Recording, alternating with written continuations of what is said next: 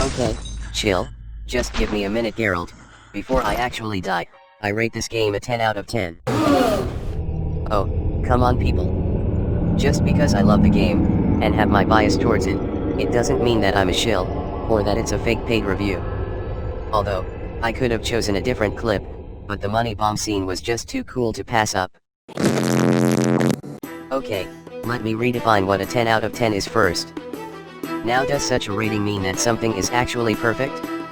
Normally yes, but ultimately does perfection actually exist in reality? The answer is no. Now, why does such a rating exist if it's unattainable? Maybe because it actually is attainable. I know that real ratings exist out there and fake ones do too, but for me, when you rate something as a 10 out of 10, it should be something that you would actually enjoy for the rest of your life. Having a criteria might make it easier to rate things with less bias, but by the end of the day the criteria is still made by someone with their own biases, whether they're intentional or not. So with that said, why is this a 7, and this one a 10? Because if I had to choose which one to keep me company, I'd pick The Witcher 1 over the Netflix series. Unlike the series, video games back then were designed to be replayable. Some games these days want to be a boring movie, and what's more replayable than a story with multiple plot lines, right?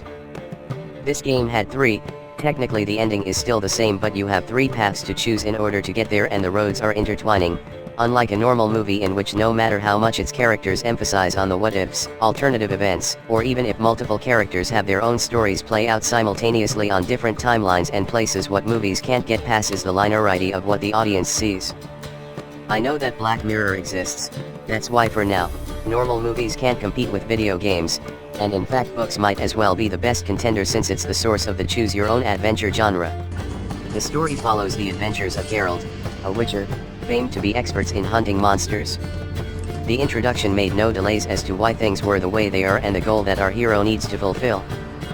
Despite of the target audience for this game would be gamers, the writers took heavy consideration that some if not all of the book readers would actually play this game as well, so instead of remaking the story's plot or make up an alternative timeline, this game, although not canon, is considered to be the continuation of Geralt's story after he was killed off in the books.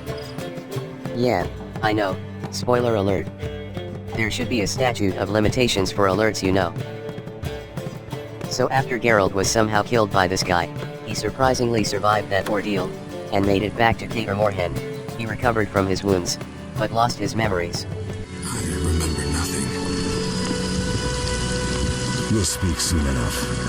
We're nearing Kaer Morhen.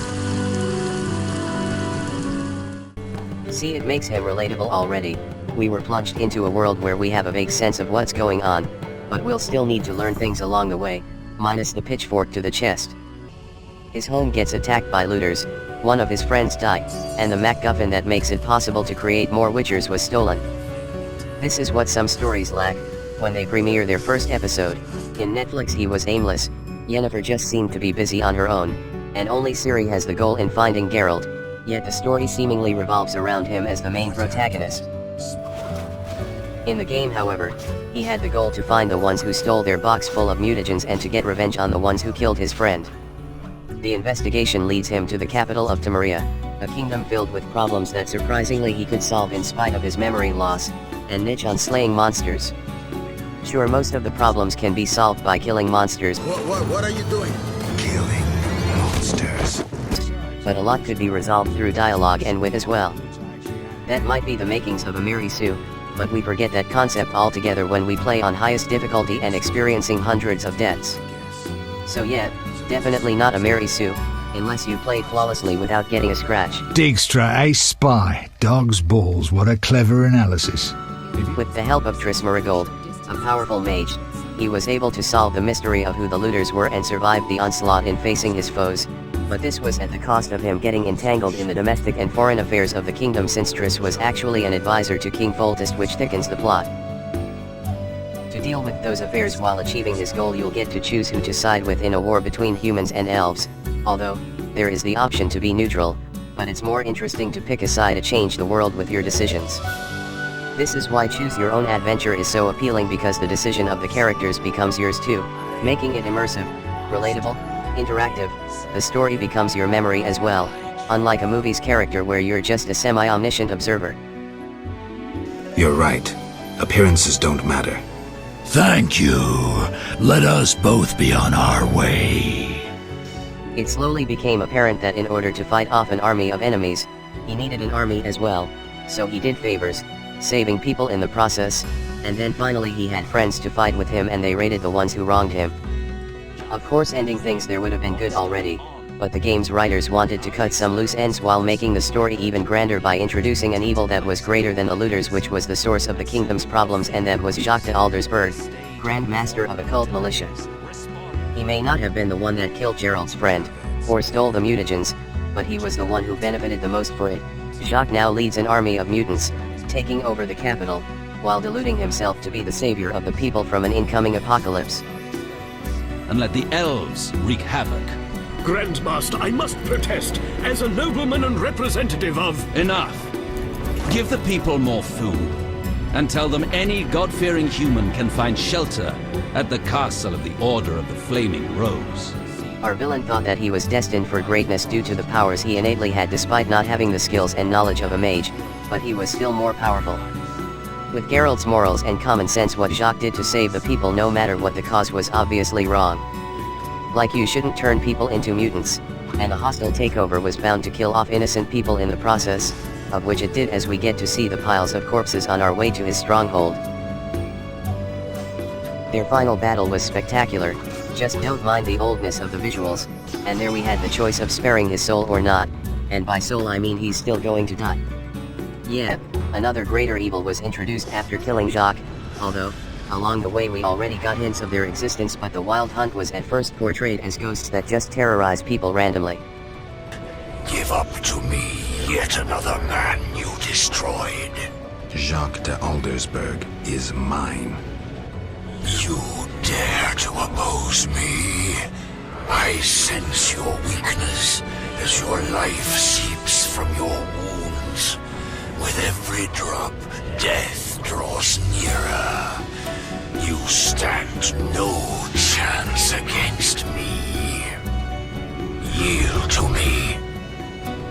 After asking for Jacques' soul, they suddenly had a role in the story. Yeah, they actually had an even greater role in the books and the third game, but in this game it was just the beginning. The game may have ended on a very high note, cutting loose ends while making newer and bigger ones, like time travel really messes up the story, and cliffhangers, of which I love, is sometimes frowned upon by a lot of people, but all in all it was a good game, ballsy as well for hyping up the next game, which was not going to be released until 2011, 4 years for a sequel, and you end the first game with an epic cliffhanger. The music was good. Like usually I listen to podcasts while grinding and gathering stuff in game, but with this game immersion is surprisingly still there. Controls. Yeah, it grew on me. I still think it's clunky, though. Like Mass Effect and Assassin's Creed didn't have this problem. Switching from 3 different styles of attack while facing multiple enemies was just not practical nor realistic, even if that was what the developers were going for. Visuals. It was great at that time. The plot was structurally questionable due to time travel, but the process on fulfilling Geralt's goal was satisfying and I enjoyed it. After finishing Siegfried's route for the second time, would I play this game again?